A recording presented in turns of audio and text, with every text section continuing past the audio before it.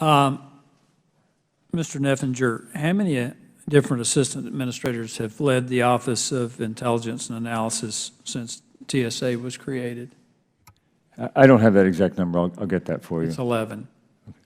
And I ask that because it concerns me that the office would suffer from that rate of turnover. Would you agree with that? Turnover in offices is always challenging. Well, particularly the office that's responsible for your intelligence and analysis. Have you looked into that? Yes, sir. In fact, I brought in a new chief of intelligence this year, and I mean, he's an intelligence professional. And one of the things I asked him to do was to ensure that we build a world-class, high-quality intelligence operation, and he's in the process of doing that. That's Mr. Bush. That's Mr. Bush, Tom Bush. Yes, sir. Are you aware of any significant security violations committed by OIA officials? I'm not sure if you're referencing anything in particular. I'm asking you if you're aware of any security violations committed by OIA officials. I know that prior to my arrival, there was an individual who was in charge of OIA who had been disciplined by the agency. So that answer would be yes. Yes. Do you believe OIA should abide by the professional standards of the intelligence community in handling classified information? Wasn't that what the issue was? It was classified information? My understanding that was not the issue that was about. No, sir.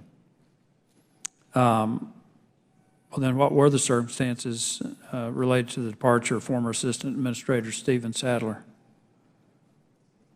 Oh, I was with Stephen Sadler. I need to familiarize myself with that case. I'm sorry, sir. Well, there were multiple security violations that took place under his leadership. What percentage of TSA's intelligence and appropriation is used for vetting, and what percentage is used for traditional intelligence? I'll get you the exact number for the record, but a significant amount of our activity is spent on vetting, understanding the vetted population, but we also have a strong analysis branch that works very closely with the intelligence community members to provide specific intelligence assessments of transportation security challenges and risks. One of the I'm going to transition a little bit here. One of the things that I'm concerned about is in our last hearing, there were repeated reports that there are only 3 U.S. airports that currently require employee security checks. Are you aware of that? That's actually not correct. Well, it depends on what you mean by security checks. We vet anyone who holds a credential that gives them access. I'm talking about requiring them to go through the same kind of security that, say, a staff member.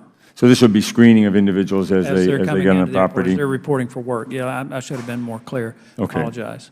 There are currently, I think, 3 or 4 airports that do that the airport themselves do security screening. There are other places where employers provide security screening. And we are at varying levels across the system right now for direct screening. Everyone has access requirements, and that's a fundamental requirement. And those access requirements are with their badge, and those badges give you access to certain locations.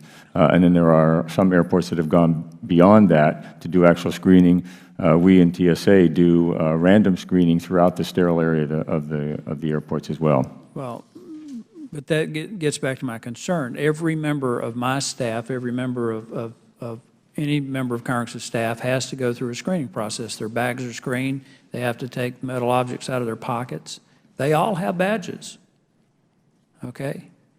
And that's part of my concern is that out of the thousands of people who work for TSA, does it not create any concern? I mean, it was reported that there were a number of TSA employees who had some tied to terrorist groups.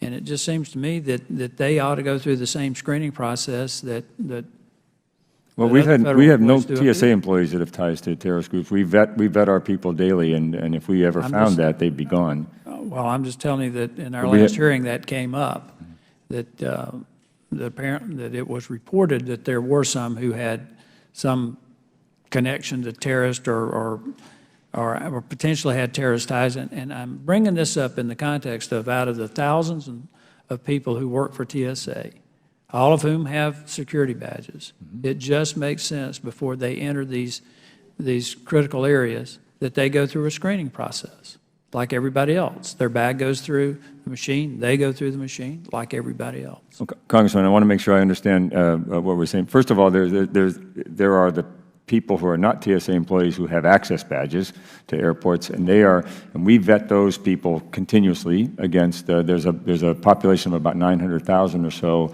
in the aviation system that have access badges of some type. And it's varying types of access, and they're not all accessing the same locations.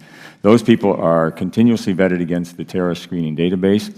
They are now continuously vetted against extended database elements, the so-called TIDE database, and they're also recurrently vetted against the criminal database. We're piloting a continuous vetting pilot with the FBI. We're not talking about the same thing. And then TSA employees are also vetted against those. We're not talking about the same thing. I mean, it's also been reported that there's thousands of badges that have been lost or stolen that, let me say, that haven't been accounted for. My question is, when they report for work, do they have to put their bag on a conveyor to go through a machine to see what's in the bag, and do they go through them? In some locations they do, and in some locations they do not. Well, then my contention is it ought to be all locations. I yield back.